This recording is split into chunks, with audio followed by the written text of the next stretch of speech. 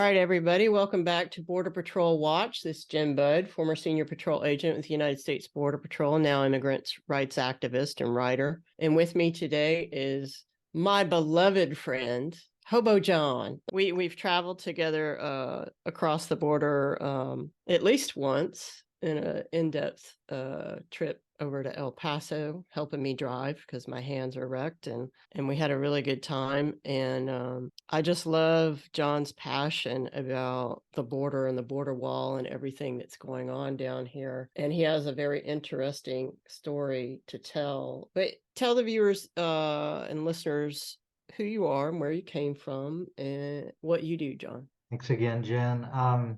John Kurc. I was in a former life involved in IT. I worked for some of the major companies, Microsoft, Apple, Amazon for a little bit, and switched directions about 10 years ago. I was laid off from one of those companies after being there 10 years, and thought I wanted to do something different. And I've always been interested in photography and then in music, even though I don't play any musical instruments. And so I started shooting concerts in small venues and then worked my way up. And, eventually I was doing that full time, shooting, concerts around all over the country, and also doing some weddings, some destination weddings, because the money was really good. And so now, then I was a photographer, and I've been doing that for over 10 years. I switched directions really quickly,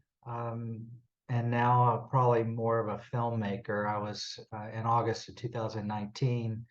I was in Phoenix, Arizona, photographing the Rolling Stones, who I love, and I had 3 extra days to kill. And this was in the middle of our previous administration, and I wanted to see the invasion. Everybody was saying, "Oh, we're being invaded, we're being invaded," and I knew that wasn't true. I'm from Houston, so I grew up in a pretty diversified city, very worldly, and but I wanted to see the invasion. So I rented a car, went down to Nogales, Mexico, or Nogales, Arizona, with the intent of crossing over into Nogales, Sonora. And before I got to Nogales, Arizona, I went to a little town called Keno Springs, and I was in I think it was a little Honda Civic.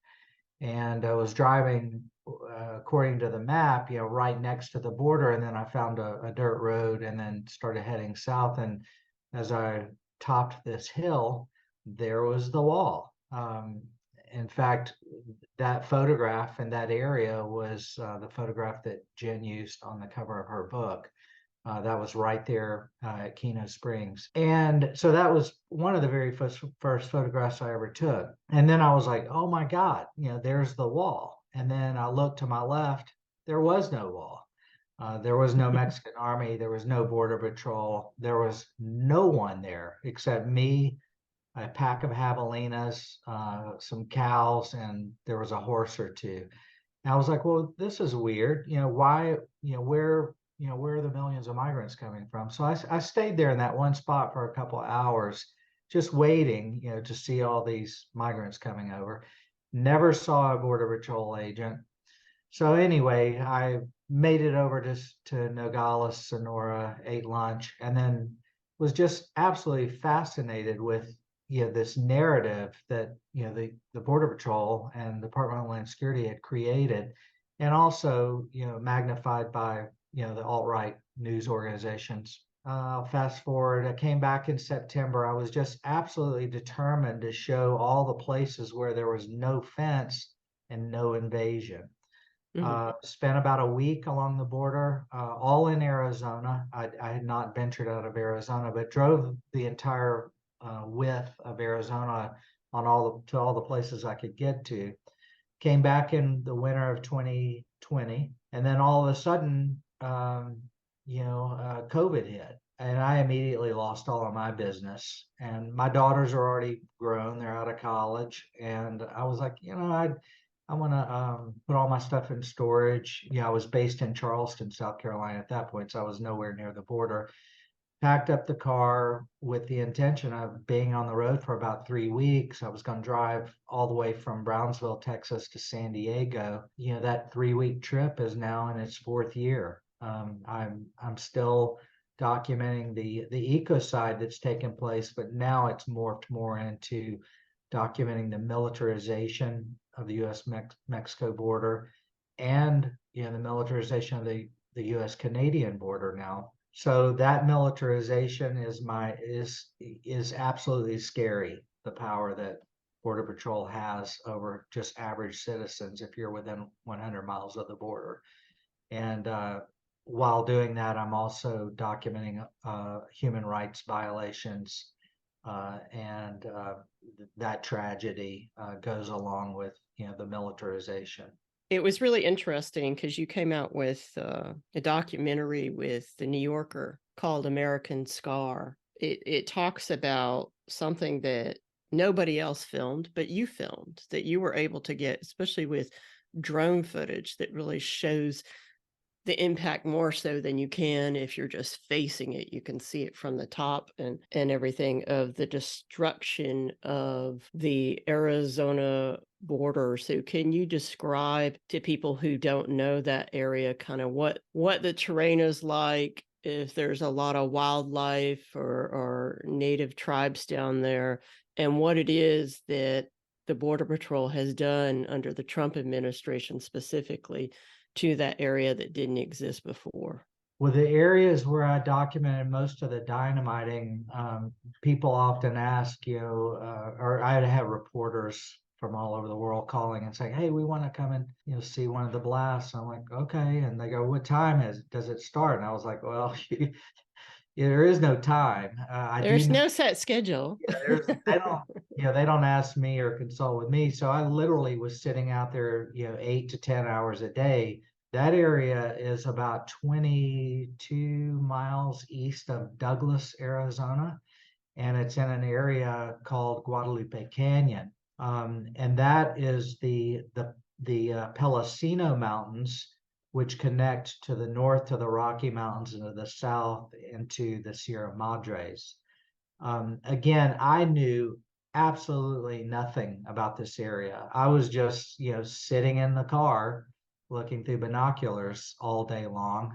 I didn't realize at that time that the only thing that was being affected with this 30-foot racist wall was animal migration. And I learned this from some amazing people that have become great friends of mine, biologists, and you know people that are involved, in game management with bison herds on both the U.S. side and the Mexican side. And all of that land, these were they're probably about 4,000-foot mountains, above sea level. At that point, they don't look all that big, but they are, very, very active areas for jaguar migration, pronghorn sheep. You've got mountain lions, even javelinas and deer, all that migrate through these mountain passes and through these washes. And I started learning about that, and then learning about how even aquatic species were in danger because of the massive amounts of water that Fisher Sand and Gravel and the other contractors were drawing out of these aquifers that are millions of years old, and the San Bernardino Wildlife Refuge. So I got an education very, very quickly that it won't stop people and it won't stop drugs, but the wildlife migration is still being affected. And the only reason why these mountains were dynamited through and this wall was put up in these ecological critical areas is because of in 2005, the Real ID Act was enacted. And that was back when Bush 2 was in office. And they were able to waive all environmental studies. Every single study that would have normally been legal or required, not legal, but required, was waived. So they just started blasting and building. So now you've got areas that it's too steep, the grade is too steep to actually put up a wall, but they dynamite it through anyway. 150-foot canyons through these mountains to put up a 30-foot wall. And that's what I was documenting. And I was absolutely horrified with, they were destroying natural barriers to put up, this monument. A faux barrier that's going to eventually fall down because of the monsoons and the winds that happen out there. And just simply like these things that we erect, everything will fall down eventually, and they require constant maintenance. That's what they never tell people about these walls. I mean, they started building really in the 1970s walls under the Carter administration, but stopped. And then the big push for walls happened in the Clinton administration. And if walls stopped anything, if deterrence policy stopped anything, then we wouldn't have all the migrants crossing illegally today. So this constant need to build a wall is, and I love the way you always say it's a racist monument, and it is. We don't have these walls anywhere else but on the southern border, because that's where the majority of Black and brown migrants are coming from and so forth. And it's just it's political theater, and it's just to let the other side know, don't you dare come across. And you're right, it's all about the militarization. I find a lot, you and I both know that a lot of what the Border Patrol and CBP puts out are lies and propaganda and bullshit. But at the same time, it's like the average American, I think, when they come down there to visit those areas, they feel that it's dangerous because they see all the militarization. So that's what they're trying to portray to everybody, is that the southern border is so dangerous. But my understanding from the video American Scar is that this is an area that very few people were crossing in anyhow, correct? Yeah, it was so remote that they would have maybe I've talked to Border Patrol agents, and as you know, I record all interactions with Border Patrol because of the crimes they get away with. But I have talked to Border Patrol agents and asked them, has this increased traffic? And they said, absolutely. We've got an infrastructure through the Pelosino Mountains going all the way, west and up to the New Mexico, Arizona, Mexico border. That is the only area now that really has no wall. There's about a 4.5 mile section between Guadalupe Canyon and the New Mexico border. That's called the Animas Valley. I'd never seen anybody out there, because when I first got out there, the first grading of that 70% slope had just started. And then as the year went on, then you had a 150-foot canyon blasted through. Then so the grade wasn't as steep. And at that point is when I started seeing migrants everywhere. I've helped numerous migrants in that area, and they were crossing, by the dozens through, through the land on the north. The person that owned that, or still owns that land, it's in a foundation now, Valaire Clark. I didn't know Valaire at that time, and Valaire has quite a bit of land on the Mexican side of the border in order to save the wetlands, and also to enable large mammal migration such as jaguars. And we not only destroyed our country, we violated the International Boundary Water Commission rules, which is a binding legal treaty that we have with Mexico. And they were literally blasting. The bulldozers would come up and push all of the debris right onto Valaire's land. And Mexico, they've got their eyes closed, except if you're on that border where you can actually see the damage. And that's happening all the way from Brownsville, all the way to San Diego. We're destroying parts of Mexico. It's ridiculous. I get so frustrated because of just how ignorant, Americans are when it comes to this. The NAFTA is another whole story that kind of started this storm. And, we literally stole food and and commerce from Mexico. And Yeah, and we did the same to Central America under a similar trade agreement called CAFTA. And that's why they come here, because we spend all our money, whenever we say, oh, we're going to invest $30 million in Guatemala to help them keep people there instead of having them migrate, all they do is give that money to businesses like Nestle and things like that. And then those companies go in and they steal all the land and they steal the water, and they don't pay people what they're worth. And then when they're done, the land is worthless.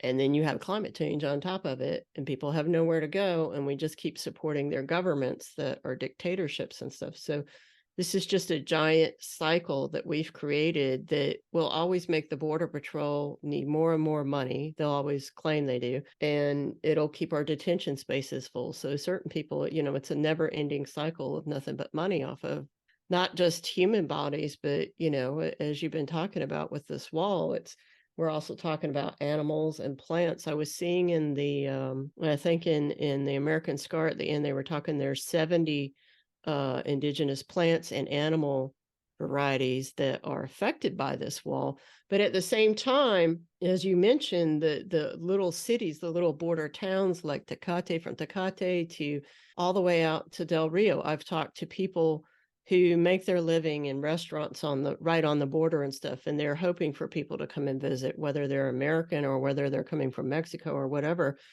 And it's just these cops have shut everything down. Nobody wants to be down there in a police state. And so these small border towns are just dying because of all the infrastructure, the militarization and the policing. And it's a police state down here on the border. If you haven't been down here, I encourage you. There's a lot of programs, especially in the Arizona area, in Tucson, where you can get with groups that'll bring you down here and take you to a variety of places. Sometimes I go over there to speak to the groups and stuff.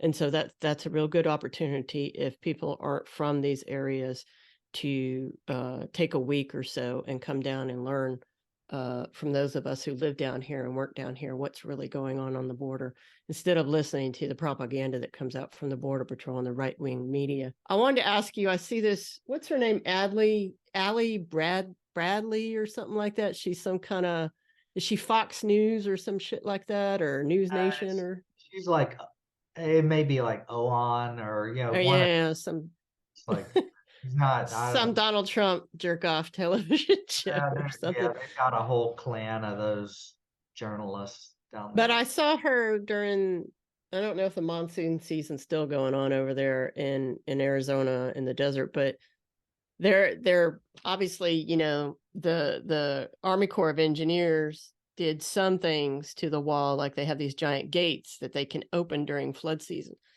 And she went on and on and on for weeks about these floodgates being open and how it's just going to let everybody in, as if the wall itself stops anybody. I mean, you can Google the wall and watch people shimmy up those those Oh, well, holes anytime. people cut through it. It takes about 6 minutes with a cordless reciprocal saw.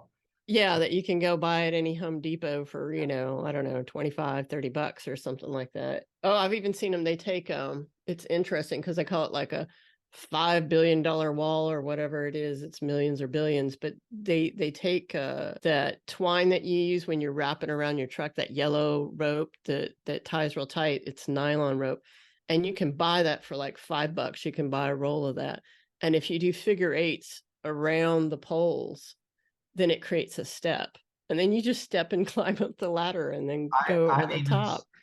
I've even seen the ingenuity is just mind-boggling because I would never think of these. I've seen they've somebody figured out that you could tie socks or pieces of material in knots all the way around, so you create a knot, and literally in 5 minutes you can just go right up. You don't need a rope, you don't need anything. You can just go up and then you come back down on the same size, just stepping on these cloth knots. Yeah. One of the things she was doing is she would take pictures of herself.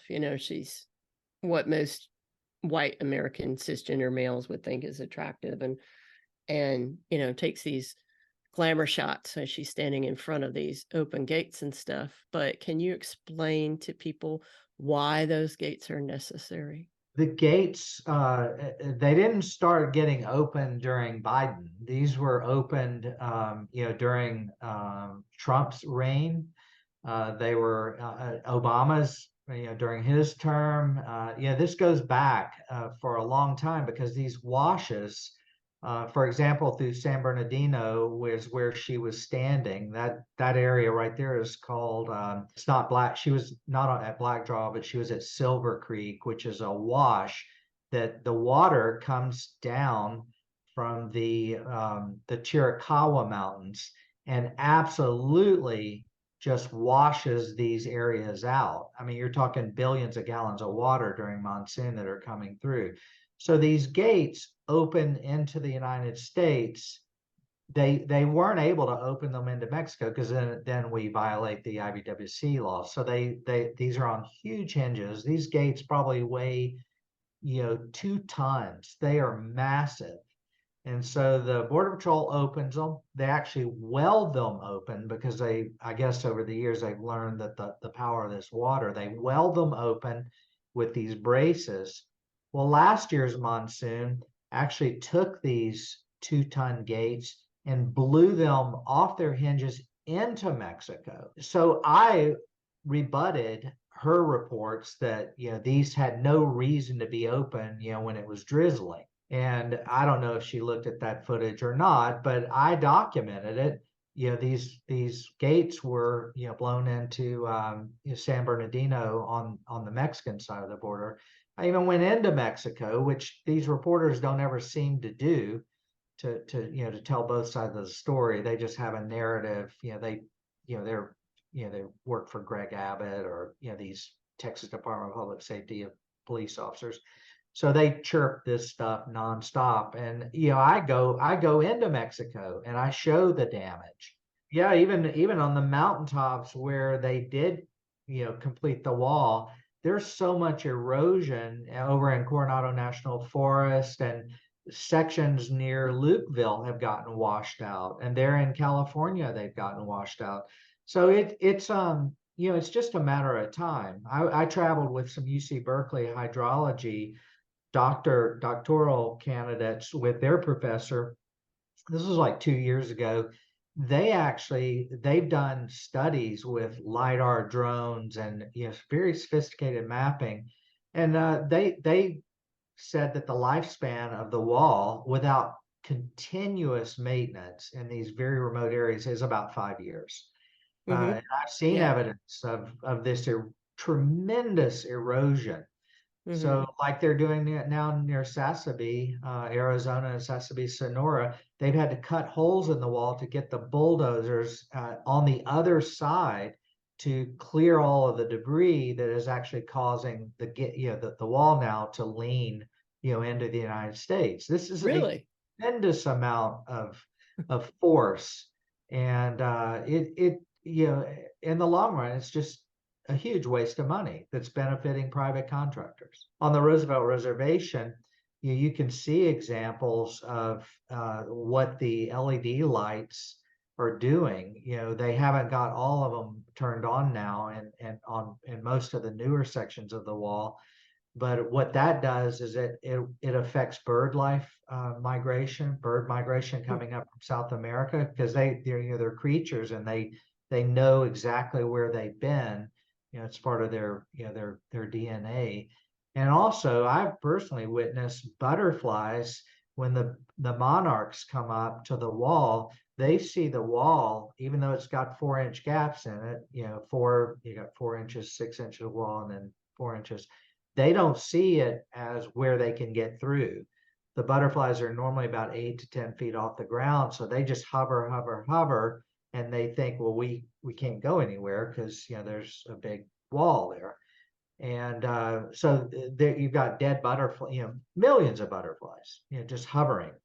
And those, that's going to affect that, and then of course the water aquifers that were drained, all of the San Bernardino Wildlife Refuge on the U.S. side. I've seen probably 8 8 of the ponds that used to where these endangered toads and frogs live, they're completely dried up. But on the Mexican side in San Bernardino, on the Cueca Los Ojos land that Blair Clark has, that's all still thriving. It's beautiful. You've got Black Draw and then Silver Creek, and those are all natural wetlands in Mhm. that area. Fortunately, they're helping maintain these endangered species like the yaqui catfish and some other ones. But the wall has indirect, monumental environmental issues. It's and I just think that most people they don't really consider the wildlife, and then they watch American Scar and they're like, I never even thought about the wildlife, and that was like me. I never thought about it. And talking about like the environmental crisis and stuff, the federal government and the Border Patrol itself, specifically through the union, seems to consider all of this to be, like we're just a bunch of hippies and la la la la la. And I think a local Arizona reporter recently wrote something about this endangered slug or snail or something out there that is now dying off because of the walls that we've put up. And the Border Patrol union came out on Twitter as, yeah, because this is so important, a stupid slug and this and that.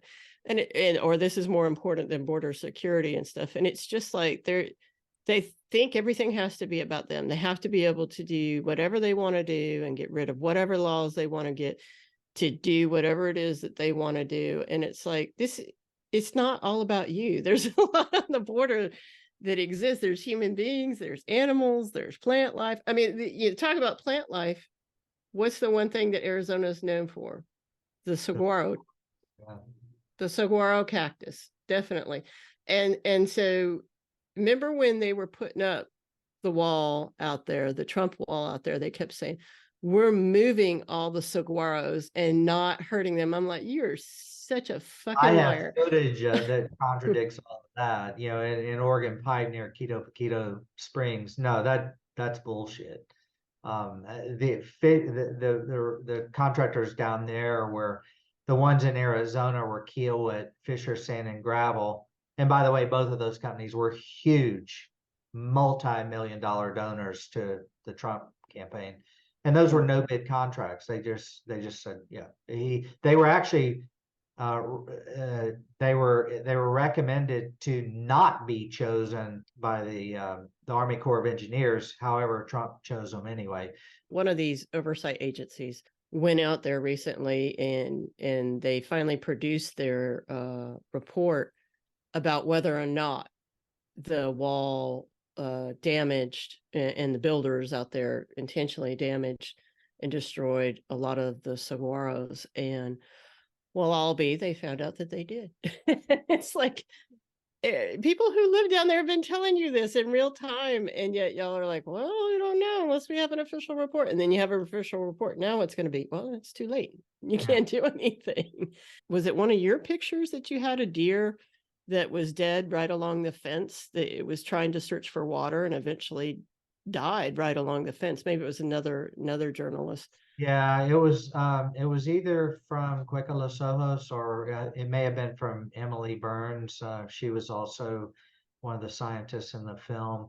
But that was not mine. I've seen animals, they're along, like deer walking along the border. Obviously they can't get through, but um, yeah, San Pedro River is a perfect example of one of the most unique places in the world, or at least in all of North and South America. It's the only north flowing river in all of North America. That was all dammed off, and now they did reach an agreement. I don't know who negotiated that, but that will be open permanently because it's so vital for these marshlands all through Mexico and through the southern part of the United States. These riparians and are just so vital for for all living things. I think it's real interesting too that, the build the wall people, Trump and all them, they spent so much money and so much energy trying to convince people that this wall would work, to the point of where you just they didn't listen to anybody else. It was just, yeah, build the wall, build the wall. And now it's finish the wall, finish the wall. But according to American Scar, Trump built a little under 500 miles of border wall, and a lot of it is in these areas that very few people are even able to cross. Is that correct? Do I understand that correctly? Yeah, I think as far as he replaced a lot of existing wall, and people are like, oh, so it's not that big of a deal. It's a huge deal because the majority of that was the Normandy barriers, that they used in Normandy to keep tanks and Oh yeah.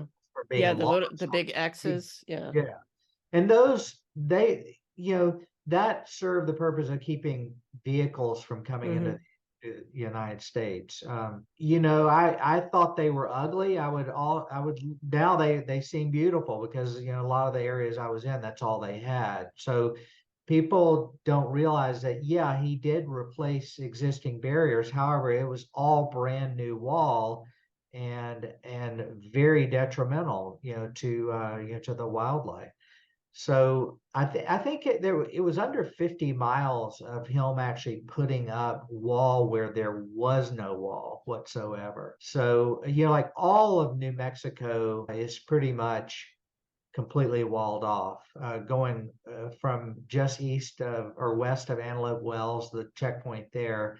That's where the Animas Valley is, all the way to El Paso now is completely filled in with wall.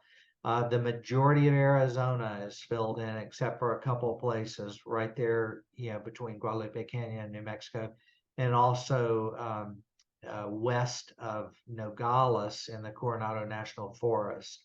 You can, with my drone, I can put it up in one area looking west, and you can see this incredibly pristine wilderness.